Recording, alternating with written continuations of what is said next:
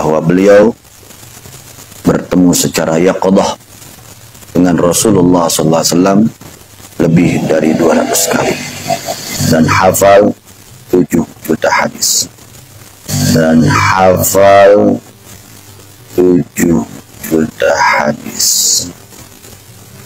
La haula wa la quwata illa billah.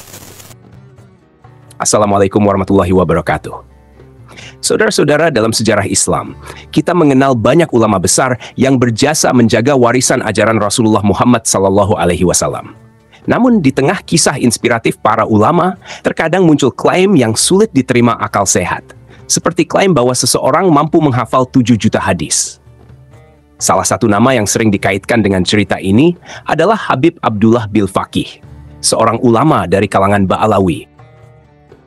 Pada video kali ini, kita akan membahas klaim tersebut secara mendalam, menelusuri fakta-fakta yang ada, membandingkan dengan literatur Islam, dan memahami bagaimana cerita-cerita semacam ini bisa muncul. Fakta tentang jumlah hadis Rasulullah Muhammad SAW.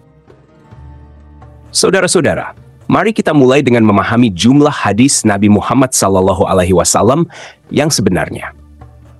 Berdasarkan kitab-kitab hadis utama, jumlah hadis yang diriwayatkan dari Rasulullah Muhammad SAW tidak melebihi 100.000 hadis. Imam Bukhari dalam kitab Sahih Bukhari mencatat sekitar 7.000 hadis jika dihitung dengan pengulangan sanad. Tanpa pengulangan, jumlahnya hanya sekitar 2.000 hadis. Begitu pula dalam kitab Sahih Muslim, jumlah hadis tanpa pengulangan juga sekitar 2.000 hadis. Jika kita menggabungkan semua hadis yang terdapat dalam kitab-kitab utama seperti Sunan Abu Dawud, Sunan Tirmidzi, Sunan Nasai, dan Sunan Ibnu Majah, totalnya tetap tidak melebihi 100.000 hadis, termasuk yang sahih, hasan, dan dhaif. Dengan demikian, klaim tentang 7 juta hadis tentu sangat jauh dari kenyataan. Klaim Habib Abdullah bil Faqih. Habib Abdullah bil Faqih dikenal sebagai seorang ulama dari klan Ba'alawi di Hadramaut, Yaman. Ia dihormati oleh murid-muridnya. Namun, kisah tentang dirinya yang menghafal 7 juta hadis tidak memiliki dasar yang kuat dalam literatur Islam. Kisah seperti ini seringkali muncul dalam tradisi lisan yang bertujuan untuk mengagungkan tokoh-tokoh tertentu.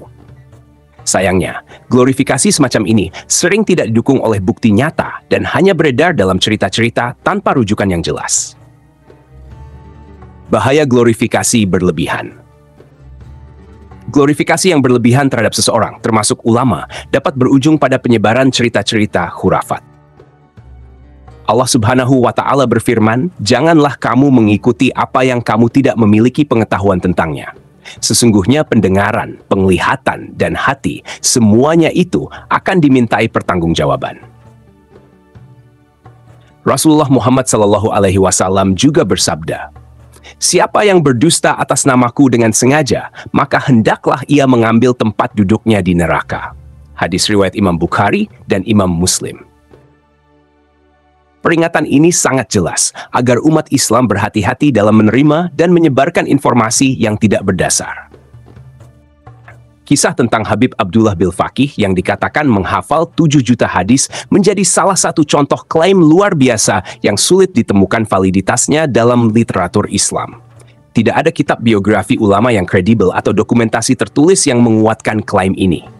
Sebaliknya, cerita semacam ini lebih banyak tersebar secara lisan di kalangan pengikutnya, tanpa adanya referensi resmi atau fakta yang dapat diverifikasi. Dalam tradisi Islam, hadis Rasulullah Muhammad SAW merupakan warisan suci yang dijaga dengan teliti oleh para ulama. Setiap hadis yang diterima selalu disertai sanad, matan, dan proses kritik yang sangat ketat.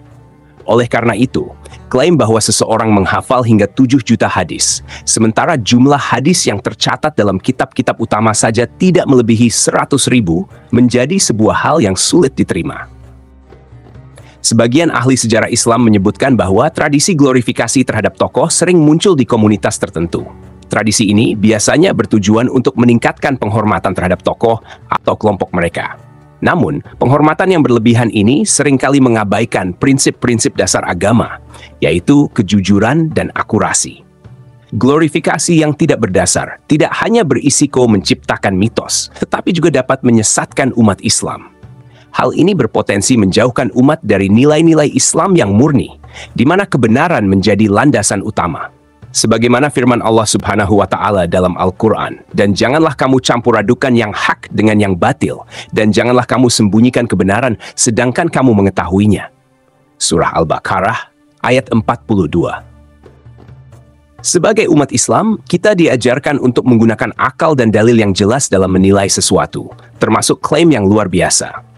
Allah Subhanahu wa Ta'ala memerintahkan kita untuk berhati-hati dalam menerima informasi. Janganlah kamu mengikuti apa yang kamu tidak memiliki pengetahuan tentangnya. Sesungguhnya pendengaran, penglihatan, dan hati, semuanya itu akan dimintai pertanggungjawaban. Surah Al-Isra ayat 36. Ketika mendengar klaim semacam ini, kita harus bertanya. 1. Apakah ada bukti nyata yang dapat diverifikasi? 2. Apakah kisah ini sejalan dengan logika, akal, dan ilmu pengetahuan? 3. Apakah klaim ini memiliki landasan dalam kitab-kitab yang terpercaya? Ketidakhati-hatian dalam menerima klaim dapat menimbulkan berbagai dampak negatif. Umat bisa terjebak dalam cerita-cerita yang tidak berdasar, menghilangkan rasa kritis, dan pada akhirnya menjauhkan diri dari nilai-nilai Islam yang sebenarnya. Rasulullah Muhammad SAW bersabda, "Cukuplah seseorang dikatakan berdusta jika ia menceritakan semua yang ia dengar." Hadis ini menjadi pengingat bagi kita agar tidak asal menyebarkan informasi tanpa verifikasi yang jelas. Sebagai umat Islam, tanggung jawab kita adalah menjaga warisan Islam dengan tetap berpegang pada kebenaran. Cerita-cerita yang tidak berdasar, meskipun terlihat indah, justru mencederai nilai-nilai Islam. Islam mengajarkan kita untuk selalu berada di jalan yang benar, sesuai dengan firman Allah Subhanahu wa Ta'ala. Dan katakanlah, kebenaran itu datangnya dari Tuhanmu. Maka barang siapa yang ingin beriman, hendaklah ia beriman. Dan barang siapa yang ingin kafir, biarlah ia kafir. Sesungguhnya, kami telah menyediakan bagi orang-orang zalim neraka. Surah Al-Kahfi, ayat 29. Dengan bersikap kritis, kita tidak hanya menjaga diri dari kesesatan, tetapi juga memastikan bahwa generasi mendatang menerima warisan Islam yang murni dan berdasarkan fakta yang dapat dipertanggungjawabkan. Mari kita jadikan akal, dalil, dan hati nurani sebagai panduan dalam menilai setiap informasi. Semoga kita semua senantiasa berada di jalan yang diridhai oleh Allah Subhanahu wa Ta'ala. Saudara-saudara, kisah tentang Habib Abdullah Bilfaqih yang menghafal 7 juta hadis adalah contoh bagaimana glorifikasi yang tidak berdasar dapat menciptakan kebingungan di tengah umat.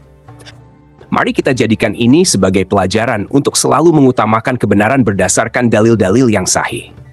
Jika Anda merasa video ini bermanfaat, jangan lupa untuk menyukai, membagikan, dan berlangganan ke menuju Cahaya TV, agar kami terus menghadirkan konten Islami yang informatif dan bertanggung jawab. Terima kasih telah menonton. Wassalamualaikum warahmatullahi wabarakatuh.